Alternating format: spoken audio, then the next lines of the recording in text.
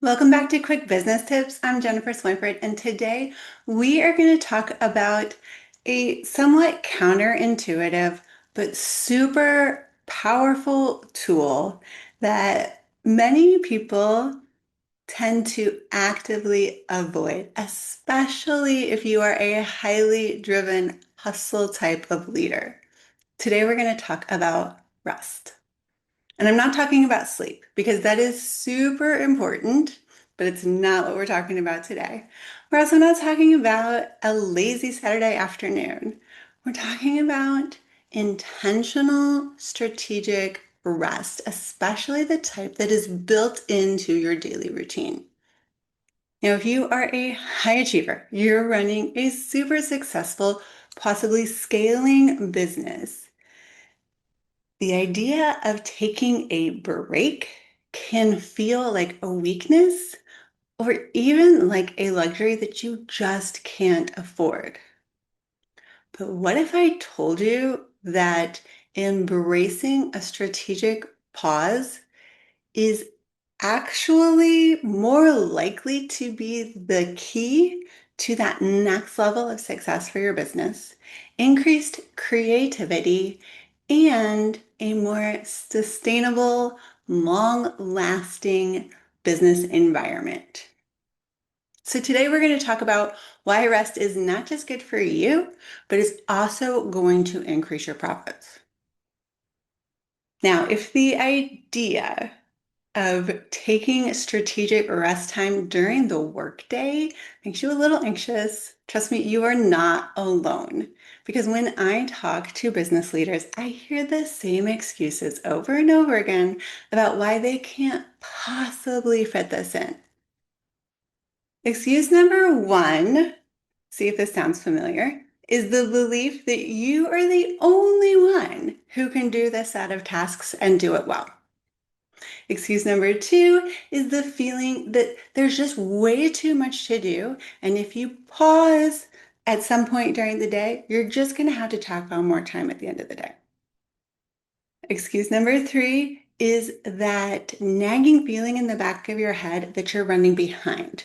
Maybe you're late on some imaginary life timeline or some success timeline, like you should have been farther along in your business by now.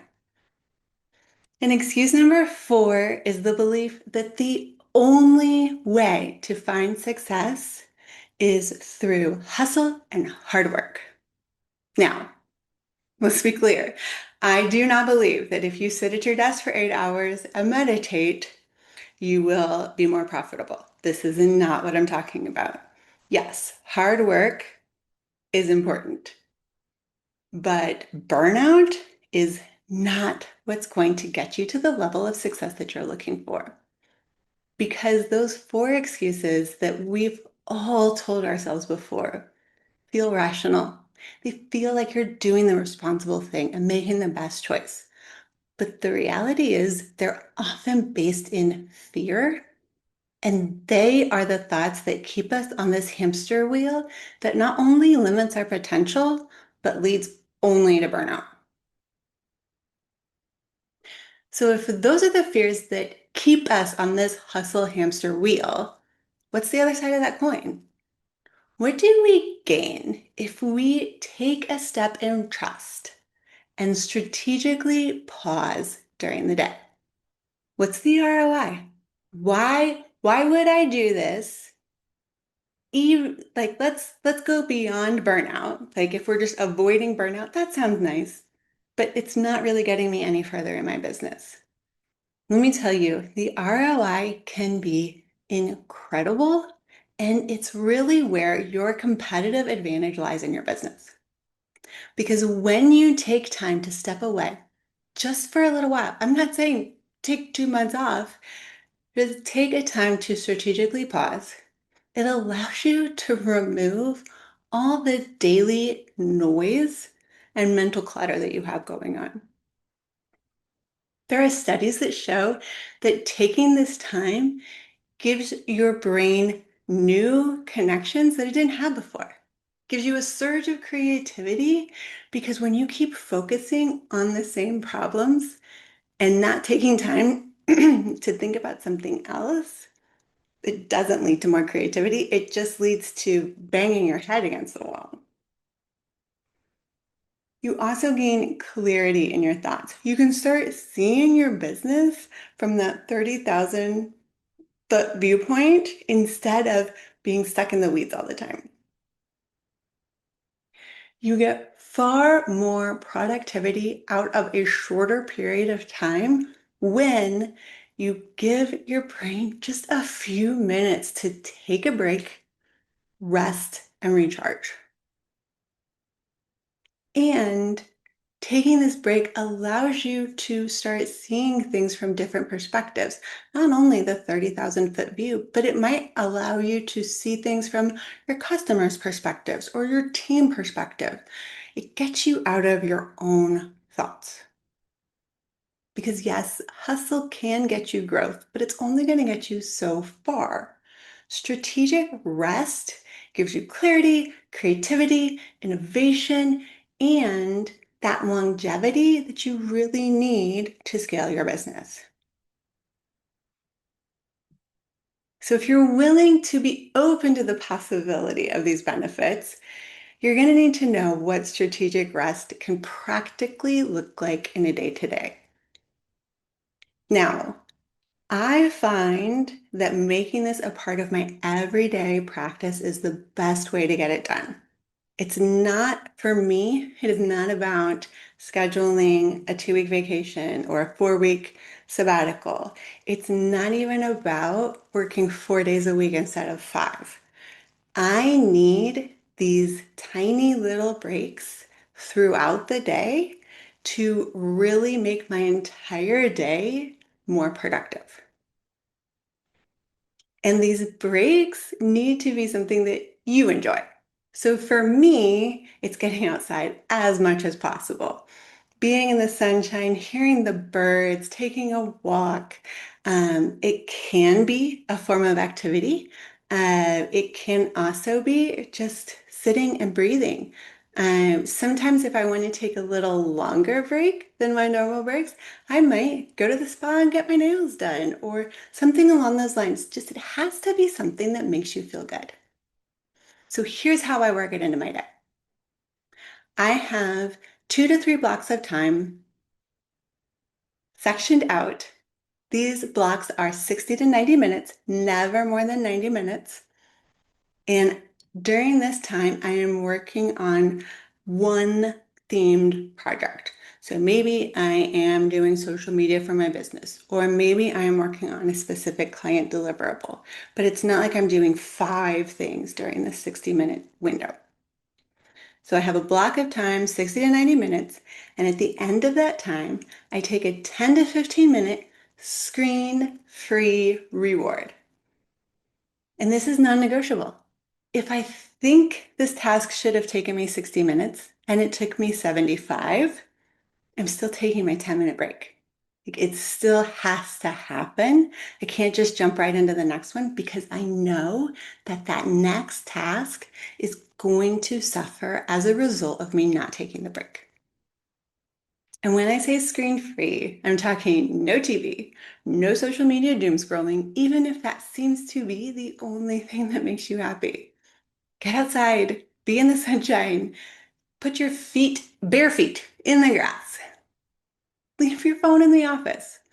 I like to sometimes play piano if going outside is either too cold or too rainy. Or sometimes I just like to sit quietly and breathe. Maybe do a quick 10-minute meditation. I'll listen to music, I might sing, stretch, have a cup of coffee, and really enjoy it.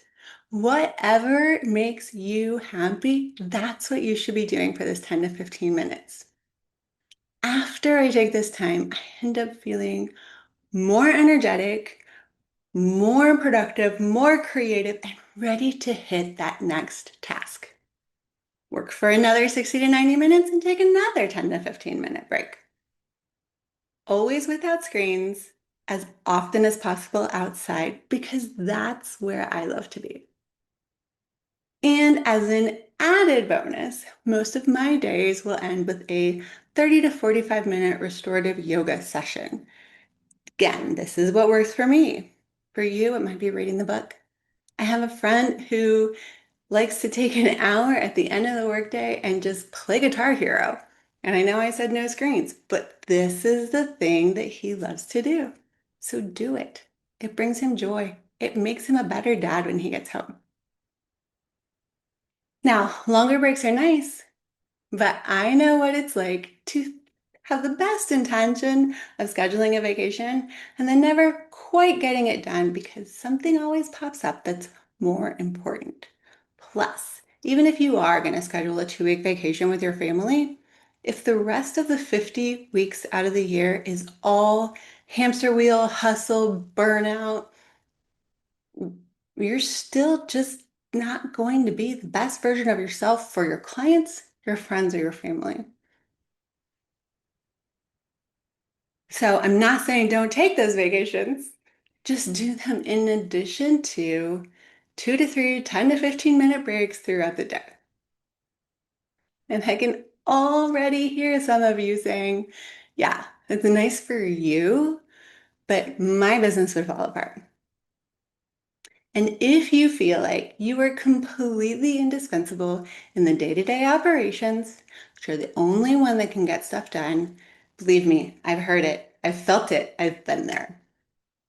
But when you feel that way, that is a really big red flag that there is a foundational piece in your business that is missing. And it's what I like to refer to as a playbook. Now, some people like to call them SOPs or systems. Maybe they break them up into SOPs and brand books. Whatever it is, playbook just sounds more fun to me. And it feels a lot more empowering in something like a word that my team would use and be excited about. If I tell my team that we're going to build some SOPs, I don't expect a lot of applause there. But a playbook can be the place where anyone in your business can go and really find out what they need to know.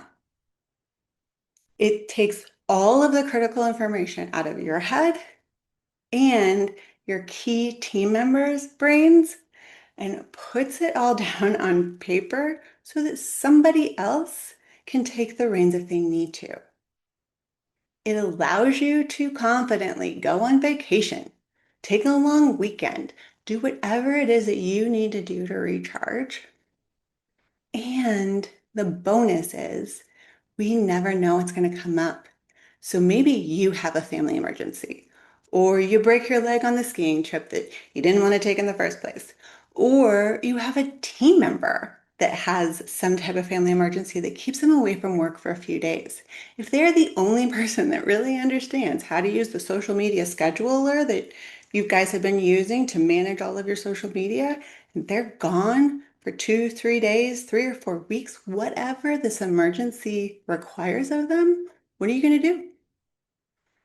And that's like kind of the good news, because the reality is if you have team members, they can up and quit one day. Maybe it's planned, maybe they give you notice, maybe they don't. Maybe they just don't show up one day.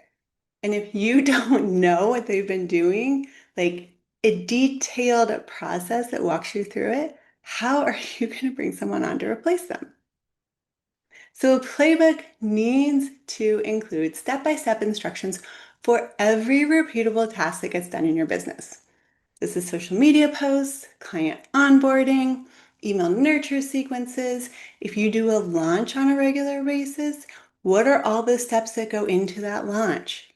All of the things that just happen over and over again. And sometimes, especially when you had a great team, you don't even know what's really going on day to day. It also is this place where everything lives. So this is like super important client data, or at least links to that client information.